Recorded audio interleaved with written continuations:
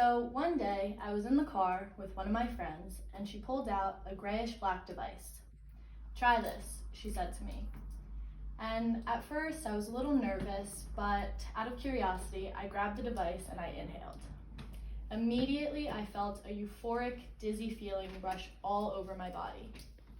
"What is it?" I asked her. And she responded, "It's a Juul." Now, you all should listen to this speech on the misconceptions behind Juuling and its impact on the youth, since I know you're all probably concerned with your physical health and are generally concerned with the health of the youth. Listening to this speech about Juuling will prohibit you guys from embarking on a journey that's unhealthy and may create a bad habit. According to the National Center for Health Research, a nonprofit, nonpartisan organization dedicated to the prevention and treatment of illnesses, the discrete nature of the Juuls is a big threat, especially to teenagers who are unknowingly becoming addicted to nicotine. Now, in order to understand some of the misconceptions of Juuling and its impact on the youth, we're first going to examine what a Juul is. Second, we're going to discuss its appeal to the youth. And third, we're going to discuss some of the long-term side effects of Juuling. So first, what's a Juul? In shorthand term, the Juul is an e-cigarette. And now what that means is it's an electronic version of the traditional cigarette. The Juul in particular has a small USB look and it's battery powered. This is a picture of what a Juul looks like. Now there are two components to the Juul. The first is the battery and the second is a pod. Now the pods are interchangeable and are disposed once they're done, and a new one can be inserted inside. This is what a pod looks like. And you can see how the pod inserts itself into the battery. So according to the National Center for Health Research, once again, Juul has patented its own formula of nicotine called nicotine salts, which are more potent and quickly hit the bloodstream as compared to other brands of nicotine called free-base nicotine.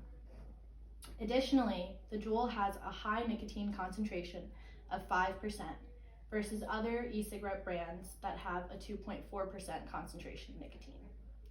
Now, one of these pods is equivalent to 1 pack of cigarettes or 20 cigarettes individually.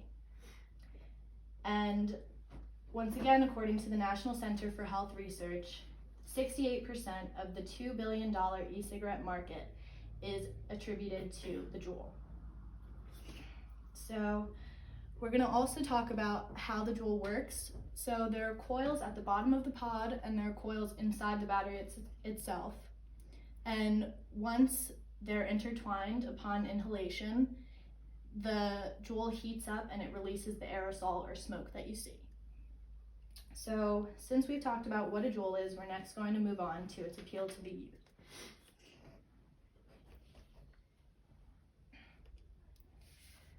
So according to the Smoking and Health Department of Centers for Disease Control and Prevention, a government-based website funded by the United States Department of Health and Human Services, there are about 3 to 4 different appeals to the youth. One of them being flavors, the design, the naive nature of the youth, and advertisements. So first we're going to talk about flavors.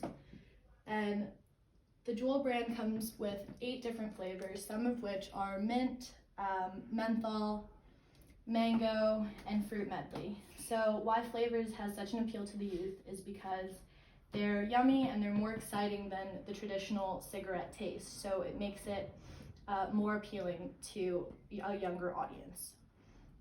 Next, we're going to talk about how the design contributes to the appeal. So the Juul is very easy to hide, and in this picture, you can see how it fits right into the jean pocket, and that shows that it's easy for on-the-go use and it's easily accessible. And next, the naive nature of young individuals also contributes to the appeal. And according to the Smoking and Health Department Center for Disease Control and Prevention, 2/3 of Juul users from ages 15 to 24 don't even know that the Juul contains nicotine. So next, we're going to talk about how ads impact the appeal to the youth. And you can see in this picture, advertising Juuls, that it has lots of bright colors, the people look happy with their Juuls, so why wouldn't you want to be happy too? So in addition to traditional advertisements, there are untraditional forms of advertising, such as social media like Instagram, where individuals can see their friends posing with the Juul or blowing smoke out, and that looks fun and appealing. Now, according to Neil McKegney and Chris Russell's American Journal of Health Behavior, scholarly journal, composed of health experts and professionals, a 2018 study shows that 39 out of 100 participants ages 13 to 17 know about the Juul, have heard about it, have seen it, and have used it.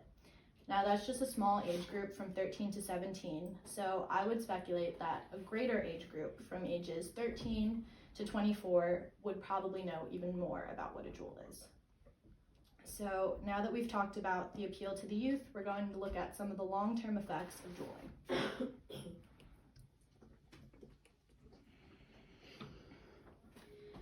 According to the Surgeon General, the Vice Admiral of the United States Public Health Service Commission Corps and nation's doctor, there are a couple of long-term effects of Juuling, one of which would be addiction, which we'll see right here. Now, addiction is due to the fact that Juuls contain nicotine, and nicotine is a chemically addictive substance. Another long-term effect could potentially be that it's a gateway drug, so individuals may go from the nicotine in a Juul to the nicotine in an actual cigarette to even more high-impact drugs.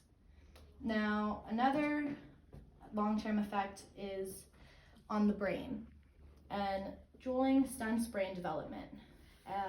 More specifically, in this picture, you'll see where it affects the prefrontal cortex of the brain, which is responsible for for your impulse and your control.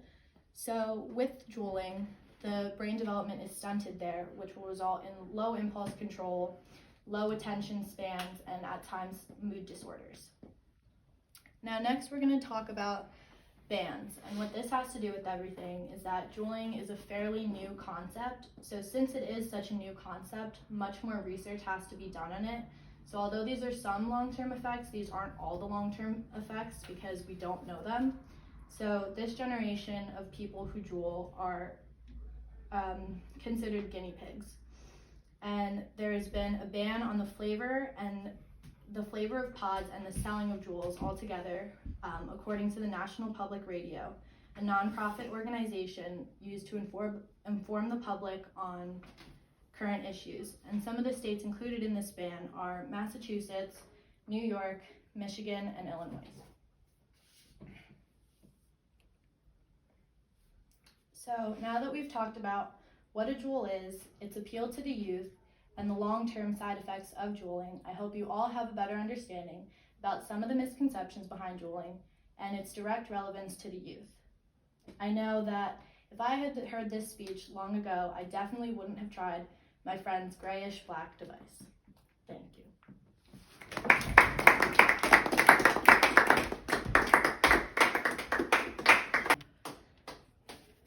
I just typed the note cards.